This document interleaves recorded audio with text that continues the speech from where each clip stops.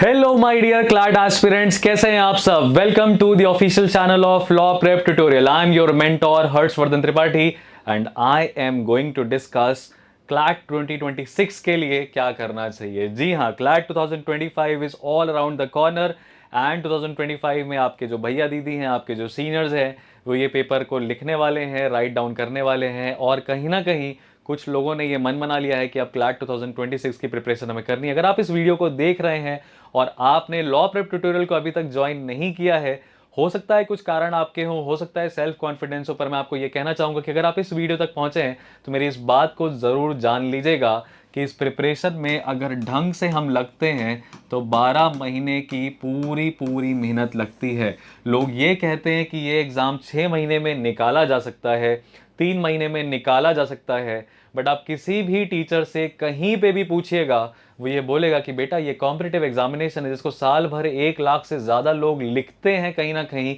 At least 20,000 students तो god damn serious होते हैं पैन इंडिया में इस एग्जामिनेशन के लिए। तो आप अगर 12 महीने अपने देंगे तो आपके सिलेक्शन के चांसेस ज़्यादा होंगे। I'll tell you why am I saying this और why do teachers and mentors continuously guide कि इस साल इसको 12 महीने मिनिमम लगते हैं। That is the minimum thing that is required. 6 महीने में निकाला जा सकता है, 3 महीने में निकाला जा सकता है, निकाला तो 15 दिन में भी जा सकता है, that's another story. But we have to see कि हमारा क्या पोटेंशियल है। और अगर कोई बच्चा है जो इसको 24 मंथ्स तक अपने दिमाग में चलाता है, मैंने हमेशा पाया है, अपने मेरा तजुर्बा कहता है ये, मेरा एक्सपीरियंस कहता है ये, कि 24 मंथ्स यानी 2 साल की जो क्लैट की प्रिपरेशन करता है ना, उसके सिलेक्शन के चांसेस हमेशा ज़्यादा रहते हैं। आप देख लीजिएगा, कोई भी बच्चा जो टॉप रैंक लेके आया है, 1 2 3 4 5 6 7 8 9 10 में आया है, मोस्टली आप पाएंगे कि वो स्टूडेंट था जिसने 11th में अपना माइंड बना लिया था या तो गाइडेंस ले लिया था और 12th में वो सीरियस हो गया था। कोई भी बच्चा ये नहीं होगा कि सडनली 3 महीने 4 महीने में उसने प्रिपरेशन करी और उसके AIR 1 से लेके AIR 10 तक आ गई। जी हाँ, सिलेक्शन हो सकता है, अजूबा हो सकता है, मैजिक्स डू हैपन। आपका स्किल सेट भी है कि आप भाई नीट की तैयारी कर रहे थे, आप मेडिकल की तैयारी कर रहे थे, पर आप नॉवेल्स पढ़ते थे, आप न्यूज़पेपर पढ़ते थे और आपको social science subject wise interesting लगता था तो आप पढ़ते थे, तो आप इस एग्ज़ाम में एस कर जाएंगे। अगर आपकी इंग्लिश अच्छी है तो आप एस कर जाएंगे। लेकिन इस एग्ज़ाम में 12 महीने एकदम स्ट्रेटेजिक फोकस वाले चाहिए रहते हैं। एंड क्योंकि इस एग्ज़ाम में जो फर्स्ट स्टेप है क्लैट 2026 को, वो क्या करना चाहिए। सबसे पहला तो मैं यही बोलूँगा, join a mentorship program, online हो ऑफलाइन हो, आप आइए लॉ प्रेप ट्यूटोरियल में, क्लासेस लीजिए, समझिए कि क्या पैटर्न है यहाँ की पढ़ाई का, यहाँ के मॉक्स 1 2 दे के देखिए, पास्ट ईयर पेपर को सॉल्व करिए, आपको समझ में आ जाएगा। तो वो स्टेप को अगर हम हटा भी दें तो अब क्या करना चाहिए। तो देखिए, इस एग्जामिनेशन में सबसे ज़्यादा ज़रूरी है इंग्लिश लैंग्वेज। इस इंग्लिश लैंग्वेज में आपको इससे फेमिलैरिटी ज़रूरी है, तो इसमें आपका कॉम्प्रिहेंशन आता है। और कॉम्प्रिहेंशन तब तक अच्छा नहीं हो पाएगा जब तक आपकी वोकेबलरी की हालत ख़राब है। तो फ़िलहाल स्टार्टिंग में जब आप फोकस करें तो आप इंग्लिश से फोकस करें, कॉम्प्रिहेंशन और वोकेबलरी। जी हाँ, मैं शायद बहुत ही यूनिक टीचर होऊंगा जो ये बात बोलेगा कि इस एग्ज़ाम में आपकी शुरुआत इंग्लिश से होनी चाहिए, इंग्लिश आपका पहले स्ट्रांग होना चाहिए। कॉम्प्रिहेंशन के लिए आपको कंसिस्टेंटली रीड करना है, कॉम्प्रिहेंशन के लिए आपको कंसिस्टेंटली रीडिंग करनी है और रीडिंग की हैबिट बनानी है। वोकेबलरी के लिए आपको एंटोनिम और सिनोनिम पे काम करना है और ये एवरीडे करना है। आज से लेके आपके क्लैट तक आपको आपके कॉम्प्रिहेंशन और वोकेबलरी का साथ नहीं छोड़ना है। That is the first thing that you will start with. And इसमें क्या एक इम्पॉर्टेंट ट्रिक है, वो ये है जिसको मैं कहता हूँ R2R। R2R मेरे लिए क्या है, that is resilience to read. Resilience to read.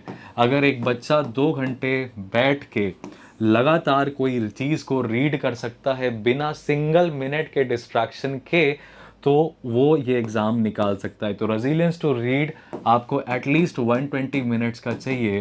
तो आपकी उसकी जो प्रैक्टिस होनी चाहिए एवरी डे जो प्रैक्टिस होनी चाहिए वो 120 इंटू 2, दैट इज़ 240 मिनट्स। यानी कि 4 घंटे आपके एक जगह पे बैठने की आदत होनी चाहिए जिससे आप रीड कर पाएँ। तो ये कुछ बेसिक एटीट्यूड है, बेसिक थिंग है जो आपको हेल्प करेगी। कैसे?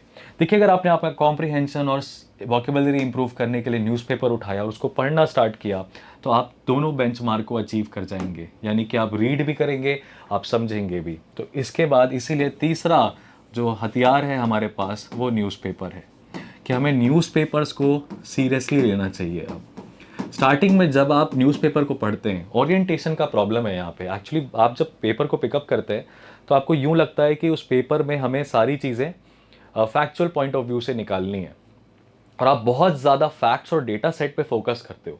कहीं पे लिखा हुआ है कि almost 84% of Indian people are impoverished as per multi dimensional poverty index and human development report of World Bank और यूएनडीपी, और इस तरह का कोई एक इन्फॉर्मेशन आ गया जिसमें डेटा सेट दिया हुआ है कि 24.82 crore people were uplifted from multi dimensional poverty and the largest of that happened in let's say Uttar Pradesh and Bihar. इस तरह का न्यूज़ आ गया आपके सामने। अब आप क्या सोच रहे हो? आप सोच रहे हो ये 24.82 करोड़ जो हैं, क्या मेरे को याद करने हैं?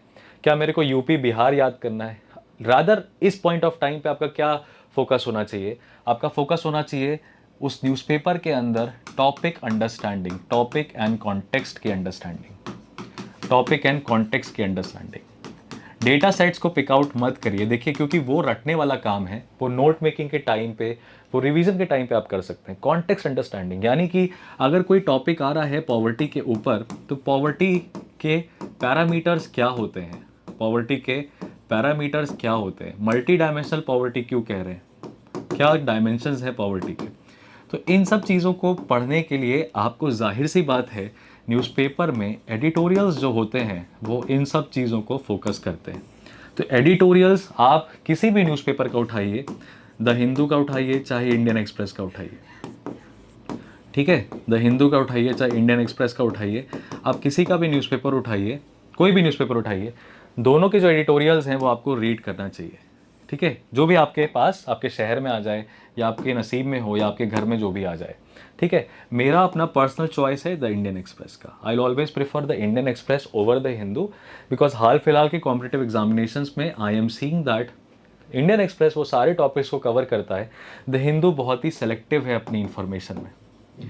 ऐसा लगता है द हिंदू को देख के कि इनका कोई एक मकसद है कि वो गवर्नमेंट के अगेंस्ट जो बातें हैं उसको ज़्यादा सरकार की खामियों को ज़्यादा बताते हैं। और इंडियन एक्सप्रेस मुझे कहीं ना कहीं मेरा व्यक्तिगत तौर पे एक न्यूट्रल पेपर समझ में आता है। तो मैं कहता हूँ सर क्राइटेरिया क्या होता है, हाउ डू वी डिटरमाइन? तो criterion for selection of newspaper, okay, criterion for selection of newspaper is that आप वो चूज करिए that you can finish. You got to choose that newspaper that you can finish.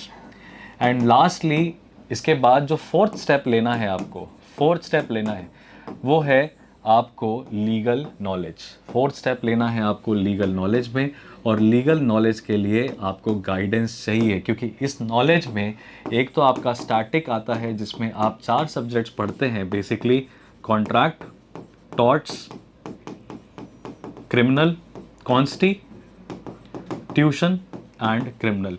ये 4 subject आप पढ़ते हैं, ये आपका बेस होता है।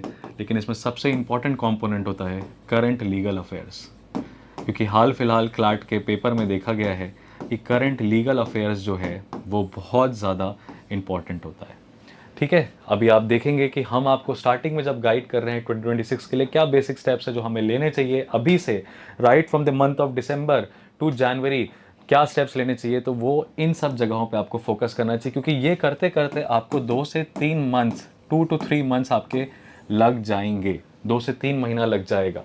और इसमें थोड़ा बहुत आप क्यूटी को लेके चल सकते हैं, क्योंकि क्यूटी में मोमेंटम बनाने में काफ़ी टाइम लगता है, राइट। इसीलिए ये बेसिक स्टेप्स हैं जो आपको लेने हैं। अब ये करने के लिए डेफिनेट सी बात है आप खुद से नहीं कर सकते, आपको गाइडेंस चाहिए, आपको टीचर का पुश चाहिए, आपको टॉपिक्स चाहिए रहते हैं। तो हमारे जैसे पोर्टल के अंदर हर दिन हम लोग 5 से 6 legal article almost every day upload करते हैं। एंड में आपको एक लीगल एक्सप्रेस मिलती है जिसमें सारे इंपॉर्टेंट लीगल टॉपिक्स होते हैं, विद क्वेश्चन सेट्स भी होते हैं। तो वो बहुत सारा कुछ है जो लॉ प्रेप ट्यूटोरियल के क्लासेस में, क्लासरूम प्रोग्राम्स में, ऑनलाइन ऑफलाइन प्रोवाइड किया जाता है स्टूडेंट्स को। क्योंकि देखो 360 डिग्री होलिस्टिक प्रिपरेशन होनी चाहिए। ऐसा लीगल सिर्फ समझ में आता है और इंग्लिश नहीं पढ़ पाते, इंग्लिश समझ में आती है, लीगल नहीं हो पाती, जीके छूट रही है, टॉपिक्स छूट रहे हैं, कॉन्टेक्चुअल इन्फॉर्मेशन ही नहीं है टॉपिक के बारे में, क्यूटी कर नहीं पा रहे, तो कोई क्यूटी ही में एक्सपर्ट हो जा रहा है, जीके छूटा जा रहा है उसका। तो ये सभी का you got to be jack of all trades. तो इसीलिए जो मोमेंटम मैंने आपको बताया है क्लैट 2026 के लिए, वो थोड़ा हट के है, क्योंकि ये ऑनेस्ट है। देखिए कोई पीपीटी नहीं है, मैं आपके सामने लिख रहा हूँ इन सब टॉपिक्स को, एक पॉइंट ऑफ व्यू बनाने की कोशिश कर रहा हूँ, एक मेंटल एपेटाइट बनाने की कोशिश कर रहा हूँ कि ये बेसिक स्किल सेट्स हैं जो आपको अडॉप्ट कर लेने चाहिए। You got to read a lot, you got to read fast, क्योंकि एवरेज आपके पास जो टाइम रहता है वो 5 मिनट पर पैसेज रहता है। जब 5 मिनट पर पैसेज का हमारे पास टाइम है, जिसमें कि 500 वर्ड्स का पैसेज है, प्लस ऑलमोस्ट 400 वर्ड्स के 5 क्वेश्चंस होंगे, तो आप टोटल कैलकुलेट कर लीजिए। On an average let us से 1000 words, on an average 1000 words जो हैं वो हमारे पास आ जा रहे हैं। और हमारे पास अगर टाइम है 5 मिनट का, तो आप कैलकुलेट कर लीजिए, दैट इज़ 200 वर्ड्स पर मिनट की reading speed, 200 words per minute, and it's too aggressive. So I would cut it down to 140 words per minute, 140 words per minute without rereading, without rereading. ये सब आपको कोई channel कहीं पे कोई भी नहीं बताएगा जो मैं चीज़ें आपको बता रहा हूँ, because it's god damn psychological.